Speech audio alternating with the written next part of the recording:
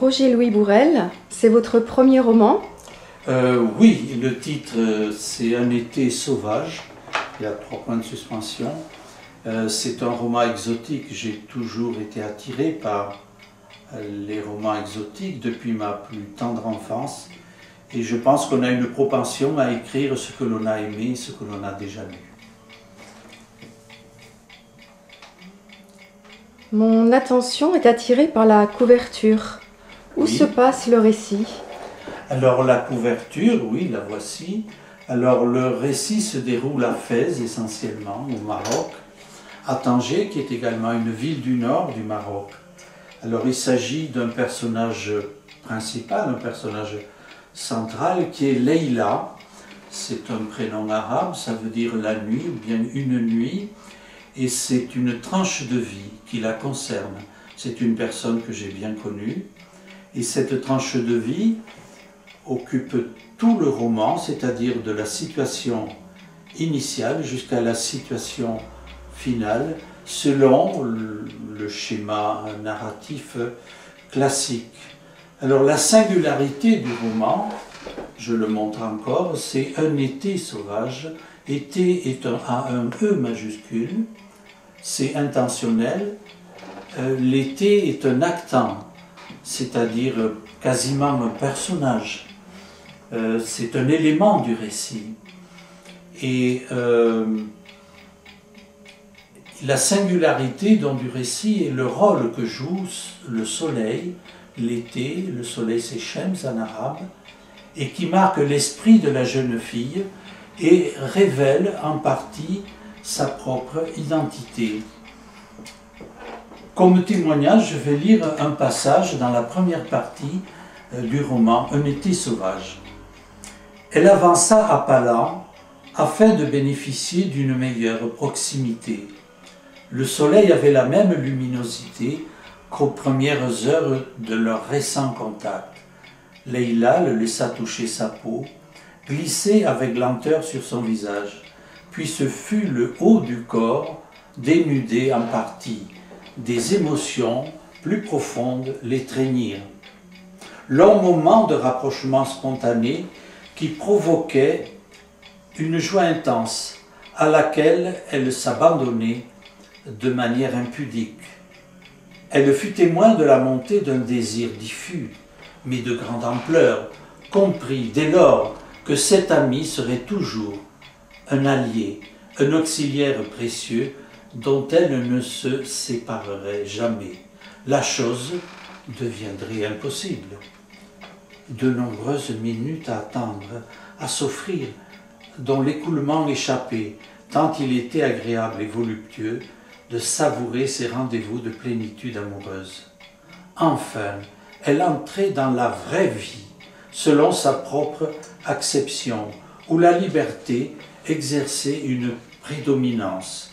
Les frôlements qu'elle recevait lui donnaient l'occasion d'approfondir son authentique nature où s'affichait langueur, sensualité. Un bonheur étal habitait son corps et son esprit. Quel délice! Maintenant, je sais pourquoi j'existe.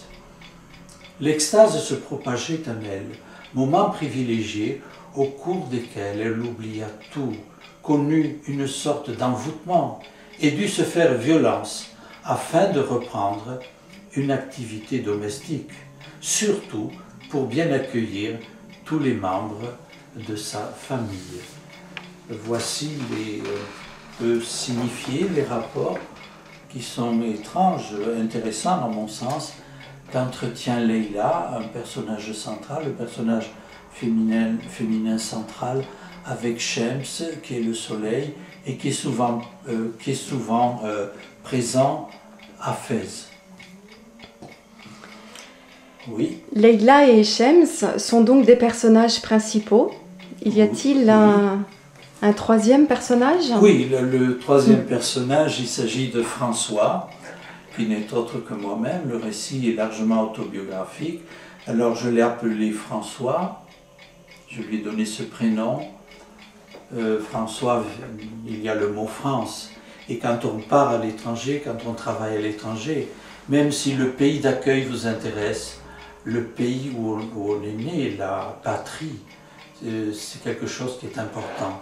Donc il s'appelle François Saint parce qu'au cours dans ma famille, j'ai eu une éducation religieuse importante. Et Loup, alors nous sommes ici à Perpignan, et près de la frontière franco-espagnole, il y a un petit village qui s'appelle Cantallops, c'est une graphie catalane, et cela veut dire tout simplement les loups ils ne chantent pas, je pense qu'ils hurlent, les loups qui hurlent. Donc c'est un clin d'œil à cette région qui n'est guère évoquée d'ailleurs. Alors François Saint-Loup est donc ce personnage, il travaillait à Meknès, à l'Académie royale militaire, il était chargé de cours et il est tombé amoureux de ce pays et également de tout ce qui a trait à la civilisation arabe. Voici un passage où, près de la mosquée, il entend un appel à la prière, réitéré 5 fois par jour. On est au Maroc, dans un pays, une théocratie. Le roi Mohammed VI est commandeur des croyants et évidemment, les gens suivent cette religion. Alors je lis. Non loin de la maison était construite une mosquée regroupant les fidèles du quartier. Les appels à la prière, le jeune professeur les percevait nettement quand il s'installait dans la pièce principale. Il fermait les yeux, retenant son souffle pour être attentif. On pouvait entendre de manière distincte la démarche suivie par le muezzin. Il tout sautait d'abord, sans doute pour mieux se préparer à lancer son exhortation à la prière. On distinguait ensuite le moment où il inspirait avec ampleur cette voix grave, profonde, soutenue, les oscillations qu'il imprimait à son chant, volutes sonores, avec un large écho quand la longue phrase, telle une tirade, prenait fin, allait au plus profond de l'être sensible qu'était François Saint-Loup. Il se sentait envahi, charmé par cette force supérieure, d'essence divine. « Je deviens marocain », confia-t-il, sans surprise de sa part. Alors ça, c'est l'appel à la prière que j'ai entendu plusieurs fois. Et voici un deuxième passage qui témoigne précisément de l'influence qu'a eu ce pays sur lui, sur François Saint-Loup. C'est à la fin de la deuxième partie du roman. Longtemps il porterait en lui les collines bleues qui égayaient son regard quand il les observait depuis son balcon, les chemins de sable que son pied aimait toucher. Shems le suivrait où qu'il fût. Il en avait connu les sortilèges, vivant à ses côtés. Serait-il possible d'oublier cette foule, toujours dense, qui vous entoure, comme si son souhait était que l'on se joigne à elle?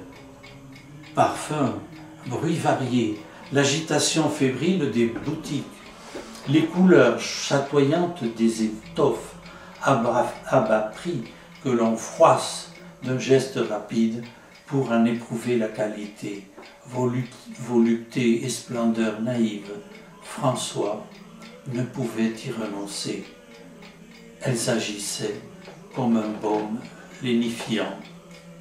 Et lorsqu'il éprouverait de la tristesse, quand le grand âge le surprendrait, il suffirait qu'il ouvre sa mémoire afin que surgissent, intacts dans son souvenir, tous ses désirs d'Orient, l'effluent de la terre que le laboureur a mis à vif, l'odeur des orages brusques, concurrents, éphémères de Shems.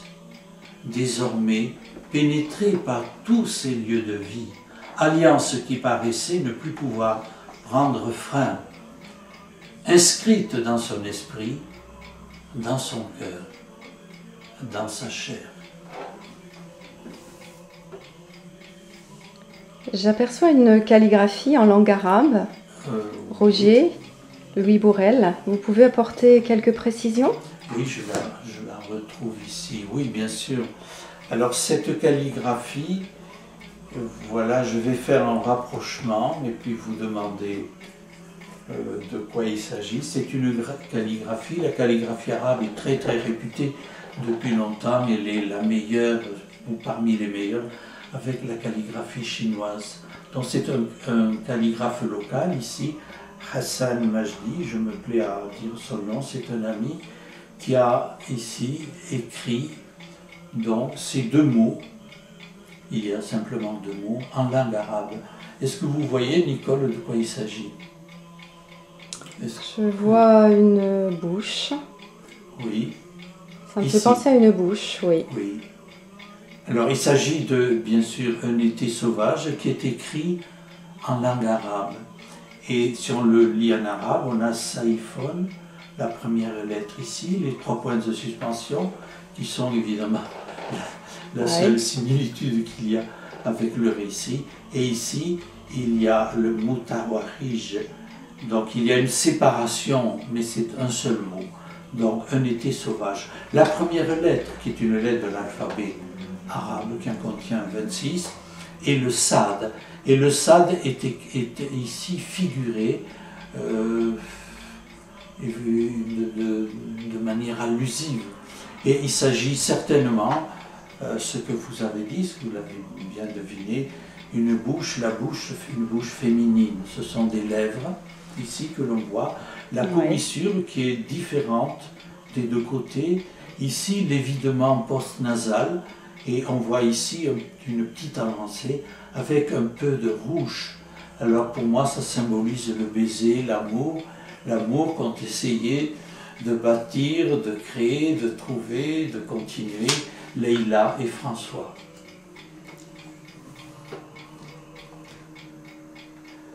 Donc, merci, je vous remercie de vous être déplacé, merci infiniment. Donc je termine en donnant quelques indications. Un été sauvage, donc vous le verrez à la FNAC en France. L'éditeur est également en Belgique, mais là je n'ai pas de renseignements. Vous pouvez voir des extraits sur internet en faisant Roger, Louis Bourrel, Google, entrée. Vous pouvez le commander à la FNAC. Je salue également l'éditeur. C'est écrit comme, qui est à Paris, aux Champs-Élysées, et qui est également à Bruxelles. Merci à vous, Nicole Chauvin. Merci. Merci beaucoup.